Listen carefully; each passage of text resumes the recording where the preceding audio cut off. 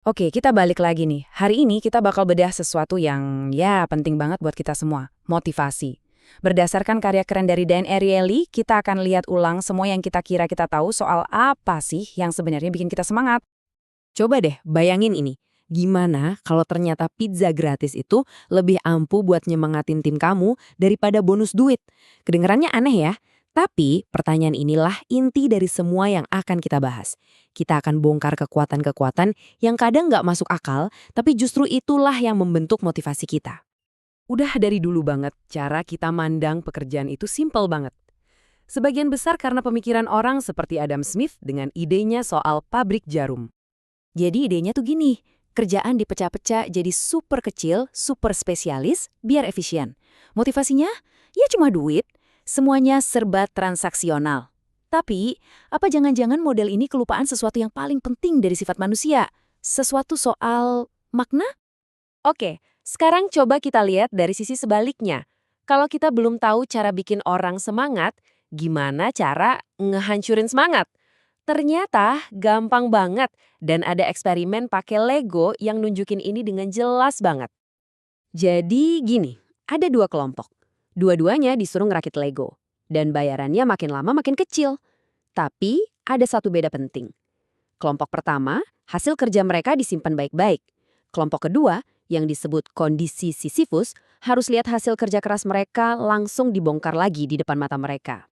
Dan hasilnya, wah beda jauh banget. Kelompok yang ngerasa kerjanya bermakna terus aja ngerakit. Rata-rata sampai 11 biji. Tapi kelompok Sisyphus yang lihat hasil kerjanya dihancurin gitu aja, motivasi mereka langsung anjlok. Cuma sanggup bikin 7. Melihat usaha mereka sia-sia bikin mereka nyerah lebih cepat. Dan ini tuh bukan cuma soal mainan Lego loh, ini kejadian di dunia nyata. Kutipan ini datang dari seorang insinyur beneran yang timnya ngerasa kerja keras mereka selama 2 tahun itu jadi sia-sia. Persis kayak Bionicle yang dibongkar tadi. Proyek mereka tiba-tiba dibatalin dan motivasi mereka hancur seketika. Tapi emang butuh seberapa parah sih buat bikin motivasi orang hilang? Coba lihat eksperimen ini. Peserta disuruh nyari pasangan huruf yang sama di kertas. Ada 3 perlakuan. Kerjaan mereka dilihat dan diakui, kerjaan mereka diambil tapi dicuekin, atau langsung dimasukin ke mesin penghancur kertas. Nah, ini bagian yang paling bikin kaget. Kelompok yang kerjaannya diabaikan itu berhenti kerja pas bayarannya rata-rata 27,5 sen. Angka ini hampir sama persis sama kelompok yang kerjaannya dihancurkan. Gila kan? Pesannya jelas banget. Dicuekin itu rasanya sama sakitnya kayak lihat hasil kerja kita dibuang ke tempat sampah. Oke, tadi kita udah lihat gimana cara ngerusak motivasi. Sekarang kita balik lagi, gimana cara ngebangunnya? Jawabannya mungkin agak aneh. Justru dari usahanya itu sendiri. Ariely nyebut ini efek IKEA. Kamu pasti pernah kan ngerakit perabotan IKEA? Rasanya campur aduk antara frustrasi, tapi pas jadi bangga banget. Nah, usaha yang kita keluarin itu yang bikin kita jadi lebih sayang sama hasilnya. Dalam satu eksperimen lain, orang yang bikin origami, yang hasilnya jelek banget loh, mereka rela bayar 5 kali lipat lebih mahal buat hasil karya mereka sendiri dibanding orang lain. Kenapa? Ya karena mereka udah jatuh cinta sama usaha keras mereka, biarpun hasilnya ya gitu deh.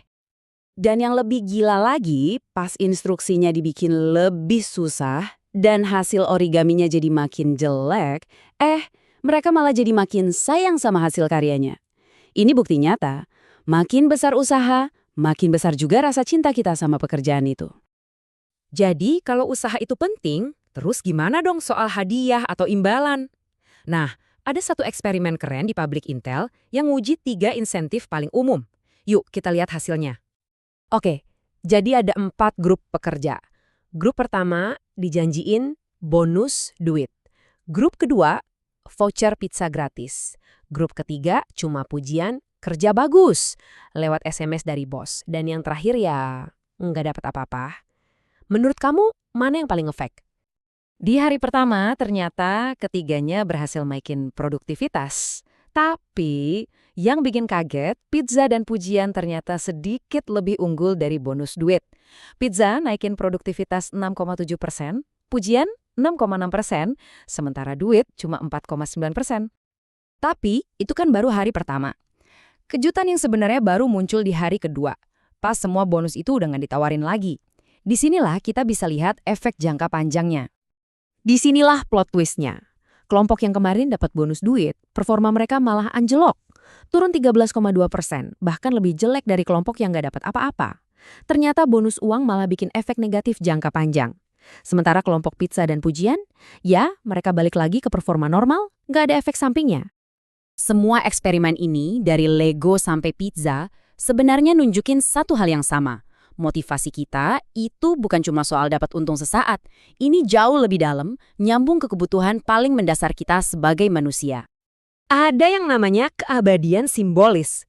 Ini tuh dorongan alami kita buat nyerasa hidup kita tuh ada artinya, ada gunanya, dan kita bakal diingat bahkan setelah kita nggak ada.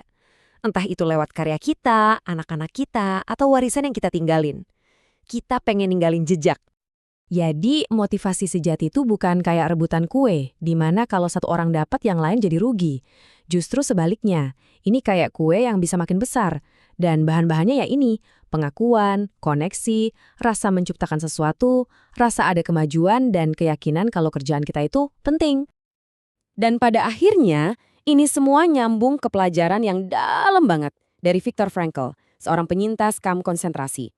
Dia sadar kalau koneksi dan makna itulah tujuan tertinggi yang bisa kita kejar, baik dalam hidup maupun pekerjaan. Itulah puncak dari motivasi manusia. Jadi, sebagai penutup, pertanyaannya sekarang buat kamu. Coba deh lihat lagi hidupmu, pekerjaanmu, hubunganmu. Selama ini kamu lebih banyak berinvestasi di makna atau cuma sekedar transaksi? Jawabannya mungkin bisa mengubah segalanya.